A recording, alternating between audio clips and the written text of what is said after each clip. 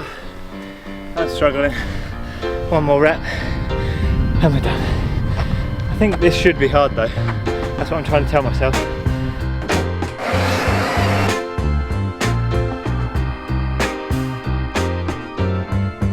Ooh la la. So today I've got a track session with 2 weeks and 3 days left until the Valencia Marathon. I still don't actually know if it's going ahead. I'm waiting for an email this week to confirm or deny if it's going to be starting. If you aren't aware, there's some pretty tragic flooding that took place in Valencia 2 or 3 weeks ago now, where unfortunately 200 plus people lost their lives. Family homes have been completely destroyed. I believe they had like over a year's worth of rainfall fall in 24 hours. So yeah, some of the scenes were really dire and tragic. I hope the people most affected are getting the help that they need. Thoughts and prayers go out to the families and all those affected. So hence we don't actually know at this point whether the Valencia Marathon is going to go ahead. Apparently the course itself hasn't been affected, and the organisers sent an email out last week saying that they would give us a decision this week. So as far as I know, it's going to go ahead. It may be cancelled, but we'll see.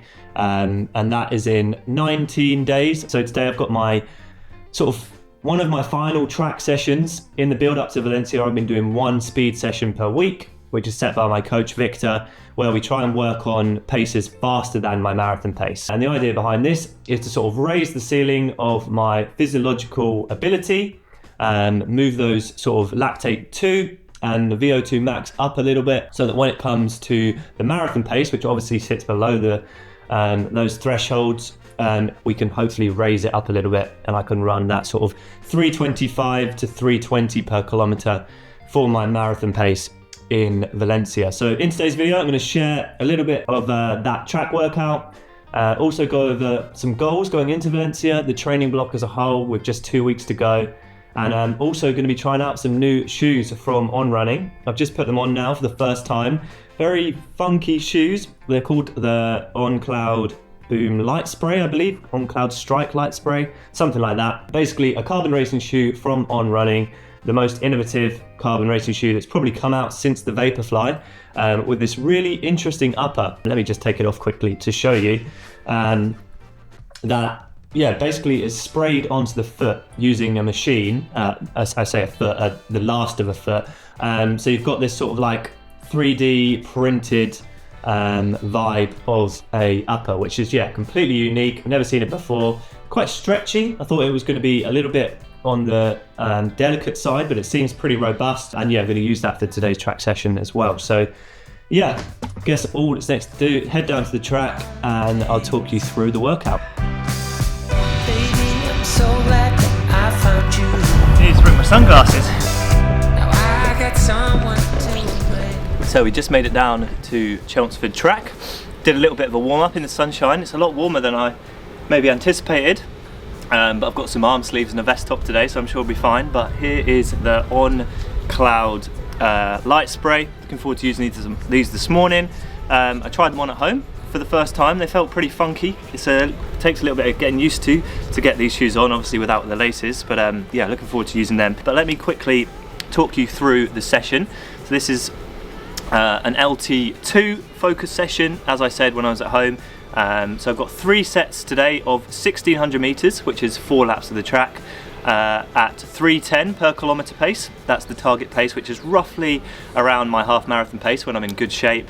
Then 60 seconds rest, and then I've got to do 1200 meters, slightly faster at around 3 minutes per kilometer, which is around 5k, 10k pace. So I've got to do those sets 3 times, and then I'm going to finish the session with the 1600 meters, hopefully at that faster pace of around 3 minutes per kilometer. So yeah, just to recap, 3 sets of 1600 meters, 1200 meters, and then a 1600 meters at the end, slightly faster than the rest of the reps, and it's 60 seconds rest throughout, so it should be quite an easy one to keep on track of, starting and finishing in the same place on the track, which helps for Liam behind the lens.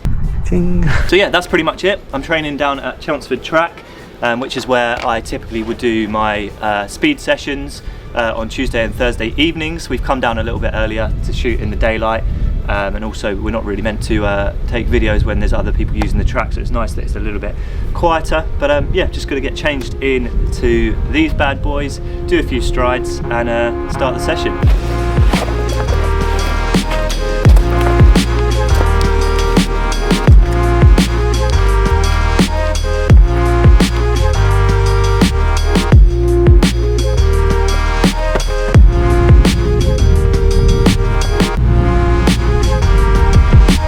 I'm just setting up my watch. I'm using the Chorus Pace 3 for this workout. It's quite a clever little watch which has track mode. You tell the watch what lane you're going to run in, and then it basically calculates that you've done a lap every 400 meters. So yeah, I'm going to get this session started now. First rep is 1600 meters at 3:10 pace, followed by 60 seconds recovery, and then into the 1200 meters slightly quicker. So yeah, let's get this done.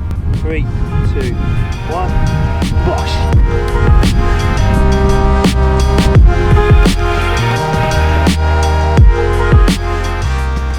5:06 for the first 1600. Now I've got 67 seconds recovery, and I'm into that 1200.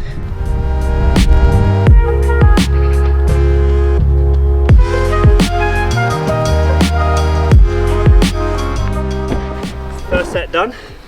It's a little bit windier than I thought on that back straight, but yeah, getting it done. One set done, 2 to go, and we're out of here.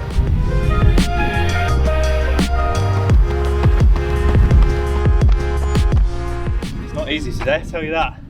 It's been a little while since I've done a session like this with paces faster than lactate threshold 2, so yeah, a little bit of a shock to the system, but nearly halfway there now.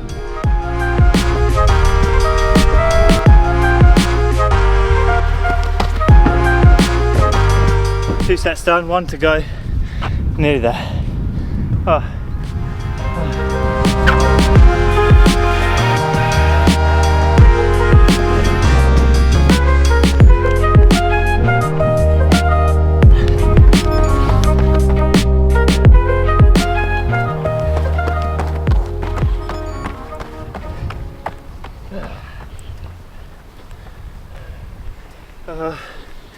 I'm struggling.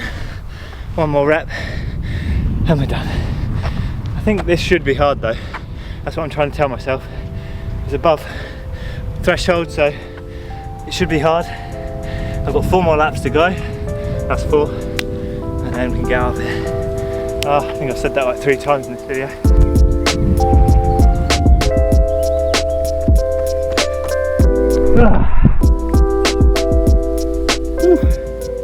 That's a tough session today. Just going to quickly take a lactate sample to see where I'm at. Oh, I can't even push it down, my fingers are so cold. You can see before I see. Oh, 5.9. That's pretty big. Above LT2. So yeah, good session, shows I worked hard. I'll go over the splits when we get home, but yeah, overall the shoes felt really good. A little bit flimsy in the upper, I think because there literally is no structure at all. They felt like more like a sock than an upper, which is a really nice feeling. On the corners, I think I noticed when I was starting the reps, they felt a little bit unstable, but as soon as I got going, they felt incredible. So yeah, I think the hype's real with these ones. So I just got back after the workout. I think it went pretty well. I didn't feel incredible today, but I didn't feel bad. It was quite windy, so it was honest work in not so ideal conditions, but I nailed the workout in terms of the desired training effect. The splits didn't look too sexy today in terms of paces because it was a little bit windy, and I'm still carrying quite a lot of fatigue in the training block from the big sort of 110 mile weeks that I've done for the last 2 weeks. This week is the first sort of taper down. With the start of the week, I had 3 weeks to go. I'm just making a protein shake to kickstart the recovery. I like to try and get the protein in as soon as I get home, within like 30 minutes ideally of finishing the workout. And that's something I've really focused on in this block, is increasing my protein intake I think it's something I overlooked. I think I've probably talked about this for a few times across the series, but it's something I've overlooked, I think, for recovery in the last sort of probably 2 or 3 years of running. I just haven't really respected the amount of protein that I need to recover, and I've noticed that as I've increased my protein intake, I wake up the next day and I don't feel tired from the session the day before. Don't get me wrong, I still feel a little bit in the legs, but it definitely helps when I go to bed, having had a good amount of protein in the day, to improve my rate of recovery, I'd say. So yeah, maybe that's something you want to consider doing. I'm not a nutritionist, but that's what I've been aiming for over the last few weeks on my harder workout days. On my easy days, I don't pay too much attention to what I'm eating in terms of protein, but on my hard days, I make sure I get the protein shakes in to just top up those protein stores. So for lunch today, I've got a tandoori chicken.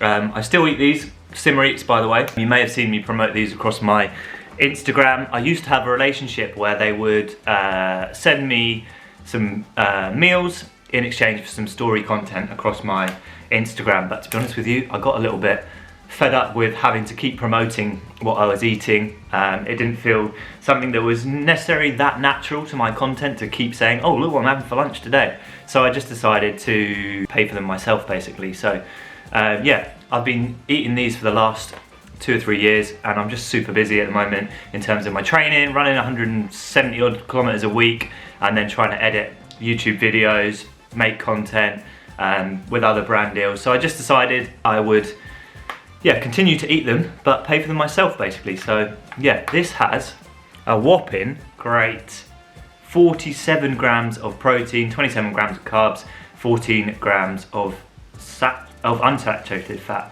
which is the good fats. Let's have a little look at the session. I'll record my screen so you can see what I'm looking at. I recorded the session on my Pace 3. I've been recently trying out the Pace Pro, which I've been really enjoying. But it's a little bit more of a chunkier watch. So I think for races and track workouts, I'll stick with the Pace 3 for now. It's just a little bit more compact. Use track mode, which is unbelievable. Gives you accurate paces when you're on the track, which is, really helpful. Usually with a normal GPS watch, it will sort of say you're going way quicker than you actually are, because it basically thinks you're running further than you are because of the way GPS sort of like tracks your movement on a track. So 10.21 kilometers of work, and the total activity time was 37 minutes and 50 seconds. So that's not a bad 10k time in itself. Under 38 minutes today. Average heart rate across the whole session was 171 beats per minute, and my best kilometer was 3:05 per kilometer. Overall training load 166, which says medium here. Today's session was quite high intensity, but in terms of volume, it's fairly low for me as a marathon runner. 10 kilometers. Usually my sessions are upwards of 20 kilometers. So it was nice to do some short, sharp reps. To be honest with you, it didn't feel that comfortable, but I think I'll speak to my coach later on, but I think the purpose of that session was to push the boundary a little bit, to work into that VO2 max sort of category that I haven't really done anything on in that sort of 3:05 kilometer pace for anything further than 400 meter reps. So it felt good to push a little bit, to go into that sort of anaerobic zone, if you like. And the idea is, as I said in the introduction, is to raise the ceiling of the paces that I can run to hopefully pull my marathon pace up. So as I start to taper, my training volume goes down, but the intensity sort of remains the same, and if anything, it slightly increases a little bit with sessions like today, hence why 5.9 in terms of millimole was actually a pretty good reading. It just shows I worked hard. We weren't looking to have a really controlled lactate 2 anaerobic session today. We were looking to really push the boundary to hopefully raise the ceiling of what I can do in Valencia. So as you can see on the pace graph here, very evenly paced. The idea of this workout was those 1600 meter reps were around 3:15 per kilometer, and then the 1200 meter reps were a little bit faster at around between 3 minutes and 3:05. I don't think I hit 3 minutes today, but I was close to that 3:05 mark. So we sort of fluctuated between two paces. If you look down here, 44% of it was in the threshold zone, so 16 minutes spent in threshold, and then sort of in the zone above that, anaerobic endurance, I spent 13 minutes and 39 seconds. So yeah, exactly what the training was designed to do. There's nice accurate heart rate data. I was wearing the Coros armband, which is brilliant. Much more comfortable than a chest strap, and clearly just as accurate from the graph there. Anything else to mention? Cadence sort of maxed out at 198, I think, in the reps. If we have a quick look, not that I really pay too much attention to cadence. Yeah, around 185 for the reps, which is pretty good. Stride length seems pretty even throughout there. I often look to see if my stride length maybe decreases across the sessions, because sometimes that can suggest that you're carrying a bit of fatigue, but it looks fairly even. I'll quickly go over on Strava, which is where I document all of my training. If you want to go and follow me on there, it's just Ben Felton, or if you type Ben is running, I think it will come up as well. If we go down here to the workout analysis, I always like to look on Strava for these beautiful graphs, because it's a good one today. So the first 1600 meters I ran in 5:06 for 3:13 per kilometer. So 5:06 probably equates to around a 5:10 mile, because I was only running 600 meters, not 1609 meters. So yeah, first rep was 5:06. Then the 1200 meters I averaged 3:42 for 3:07, so you can clearly see there was an increase in the pace there between the two reps, which is what I was hoping for. Then I went back to the 1600 meters, 5:07, so only a second slower than the first one, and then 3:42 for the next 1200 meters, again bang on paces. Next one, 5:06 again, and then 3:43. So literally all of my reps today were within 1 or 2 seconds of the desired pace, so I can't really complain about that. And then the last rep, there was 1600 meters, which coach wanted me to try and push a little bit harder. Let me go back to his notes. So I averaged 3:11. If I'm totally honest with you, I was hoping for that to be closer to 3 minutes per kilometer. But yeah, I was working hard. That's all I had. And if I go to my coach's notes for that workout, it says to finish the session with a 1600 meters where you try to go a bit faster. It's totally fine if you just keep that last one to 3:10 per kilometer as well. This session is quite tough. Good luck, my man. So yeah, in short, I couldn't go any faster, and 3:10 was basically what I averaged. So yeah, overall, I would give that session sort of like a B minus, I'd say. It wasn't incredible, but it certainly wasn't bad. And yeah, the shoes felt really good. Obviously, I've only done the one run in them so far, so expect a bit more testing over the next few weeks before I share some full opinions. That sort of wraps up today's video. A bit of speed work for these marathon legs. Hopefully that will result in some faster paces in Valencia. So yeah, just gonna get my dinner down me, but thanks again for tuning in. Big thanks to Soar for sponsoring this series. I was wearing the kit that I plan to race in today down on the track. Half tights, really good. They've got a lovely pocket in the back for carrying your gels, and they have a nice sort of balance between compression and comfort. And then yeah, I was wearing one of their new singlets in that jazzy sort of blue marble colour effect, which I really like. But until next time, aspire to run, run to inspire, and we'll see you again soon.